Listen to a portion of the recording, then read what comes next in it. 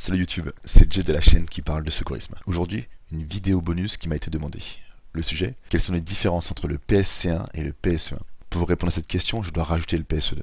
Mais d'abord, je pose le cadre. Les formations de prévention et secours civique de niveau 1, appelées aussi PSC1, et les formations de premier secours en équipe de niveau 1 et 2 sont réglementées par des arrêtés, pour deux raisons. La première, éviter d'aggraver l'état des victimes en réalisant des gestes inadaptés. Sache que les procédures et techniques sont le fruit de recherches et d'analyses empiriques qui permettent de cibler les actions les plus efficaces pour les secouristes. Ça explique pourquoi il y a des changements, qui ne sont pas si fréquents que ça. La deuxième raison, c'est de protéger les personnes qui portent secours. Tant que tu restes dans les procédures définies par les recommandations officielles, tu n'auras pas de soucis. Maintenant, si tu utilises des techniques qui ne sont pas de ton niveau, genre trachéotomie, ne t'étonne pas d'avoir des soucis. Bref, le but du PSC1 est de donner une formation de base aux citoyens. Cette base de connaissances est complétée durant la formation PSE1 avec l'utilisation de matériel pour former des secouristes. C'est pour cela que le PSC est la formation qui est la plus demandée comme prérequis pour des formations d'encadrement ou d'enseignement. Dans les deux cas, tu apprendras à reconnaître et agir face à des hémorragies, des étouffements, des malaises, des personnes inconscientes qui respirent, des arrêts cardiaques, les traumatismes de la peau, des os, des articulations.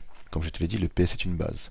Donc la formation dure 7 heures minimum, pour un prix de départ aux alentours de 60 euros qui va jusqu'à plus l'infini. Alors que le PS1 dure 35 heures minimum, pour un prix de départ d'environ 275 euros, pareil jusqu'à l'infini. Le PSE2, quant à lui, est une formation qui donne la fonction d'équipier secouriste. Il faut comprendre que le PSC et le PSE1 sont censés pouvoir travailler seuls, alors que le PSE2 est clairement orienté sur le travail d'équipe. En formation PSE2, tu apprendras des bilans spécifiques, ainsi que de coordonner des équipes durant des techniques de relevage et brancardage. Donc la formation PSE2 dure 28 heures minimum, avec un prix de départ pareil d'environ 275 euros jusqu'à l'infini. Seuls les PSE1 et 2 ont des obligations de formation continue, mais il n'est pas impossible qu'un jour des formations continues apparaissent pour le PSE1. Pour finir, une personne titulaire d'une formation de sauveteur secouriste du travail à jour est automatiquement PSC1. Mais si le SST n'est plus à jour, le PSC est perdu. Par contre, si tu es titulaire du PSC, tu ne possèdes pas l'équivalent SST. Pour les PSE1 et 2, les équipiers sapeurs-pompiers volontaires et les sapeurs-pompiers professionnels de deuxième et première catégorie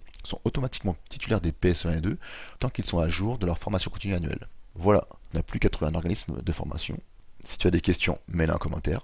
Fin d'exercice, à plus.